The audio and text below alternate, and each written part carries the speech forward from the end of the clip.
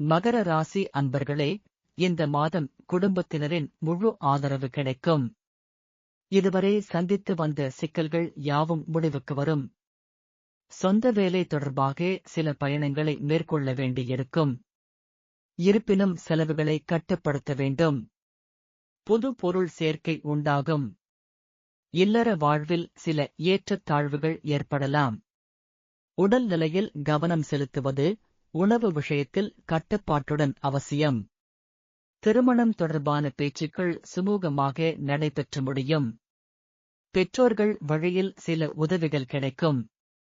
புதிய வாகன வசதி பெற்று மகிழும் வாய்ப்புண்டு. புதிய வீடு பேறு அமையவும் வாய்ப்புண்டு.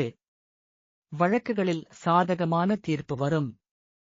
கணவன் மனைவிடையே சிறு சிறு ஒற்றுமை குறைகள் தோன்றி மறையும். பணம் பல வழிகளிலும் வந்து சேமிப்பை உயர்த்தும். கொடுக்கல் வாங்கலில் சற்று சிந்தித்து செயல்படுவது நல்லது. வாழ்க்கையில் வரும் ஒவ்வொரு தடையையும் சமாளித்து வெற்றி பெற முடியும்.